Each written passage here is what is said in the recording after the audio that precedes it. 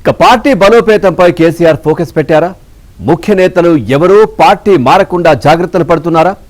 Party నేతలతో వరుస సమావేశాలు దేనికి సంకేతం?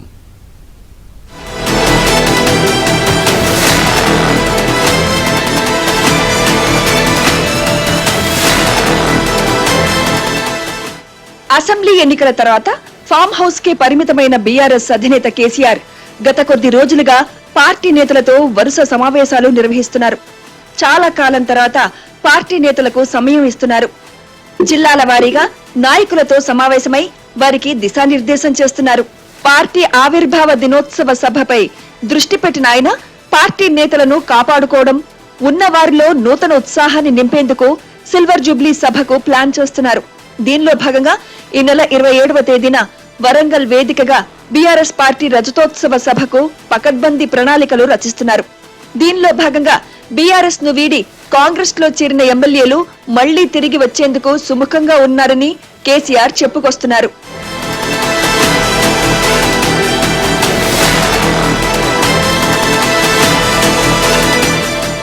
ఇన్నాళ్లు పార్టీ నేతలకు దూరంగా ఉన్న కేసీఆర్ ఇప్పుడు వరంగల్ పార్టీ ఆవిర్భావ సభకు ఆయన ముందుండి సన్నాహాలు చేయడం హాట్ టాపిక్ గా మారింది. తెలంగాణలోని ఉమ్మడి 10 జిల్లాల నేతలతో వరుస సమావేశాలు నిర్వహించి కాంగ్రెస్, బీజేపీ ప్రభుత్వాల వైఫల్యాలను, రాజకీయ పరిస్థితులను వారికి వివరించారు. ఎన్నికల సమయంలో ప్రజలకు ఇచ్చిన హామీలను అమలు చేయడంలో కాంగ్రెస్ విఫలమైందనే విషయాన్ని నేతలకు చెప్పారు. ప్రభుత్వంపై ప్రజల్లో తీవ్ర అసహనం ఉందని, రాష్ట్రంలో ఎప్పుడు ఎన్నికలు వచ్చినా బీఆర్ఎస్ పార్టీ గెలుస్తుందనే భరోసా ఇచ్చారు.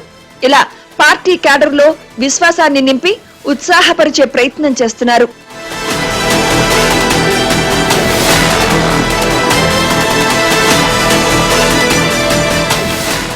పార్టీ నేతలను కాపాడుకోవడంతో పాటు కాంగ్రెస్ లో చేరిన 10 మంది ఎమ్మెల్యేలు తిరిగి వచ్చేందుకు సిద్ధంగా ఉన్నారని కేసీఆర్ చెబుతున్నారు.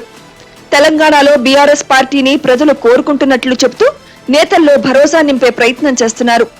పార్టీ మారిన బీఆర్ఎస్ ఎమ్మెల్యేలతో పాటు కాంగ్రెస్ పార్టీ ఎమ్మెల్యేలు కూడా వచ్చేందుకు సిద్ధంగా ఉన్నారని కేసీఆర్ చెప్పడం ఇప్పుడు చర్చనీయాంశంగా మారింది.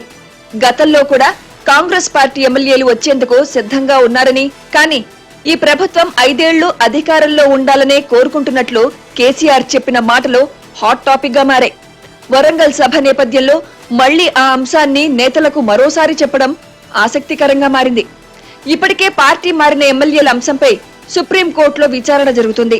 ఈ తరుణంలో చేరికలు వద్దని కేసీఆర్ భావిస్తున్నారుట.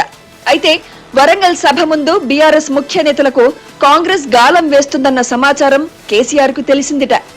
దీన్ని గమనించిన పార్టీ అధినేత నేతలు ఎవరు చేజారకుండా జాగ్రత్తలు తీసుకుంటున్నట్లు తెలుస్తోంది.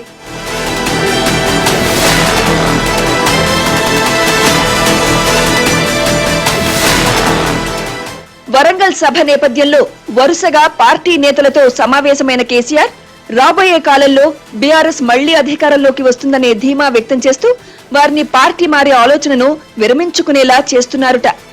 వరంగల్ సభ సక్సెస్ కోసం మొదట కేటీఆర్, హరీష్ రావులకు బాధ్యతలిచ్చారు. కానీ ఉన్నట్టుండి కేసీఆర్ రంగంలోకి దిగడం చర్చనీయాంశంగా మారింది.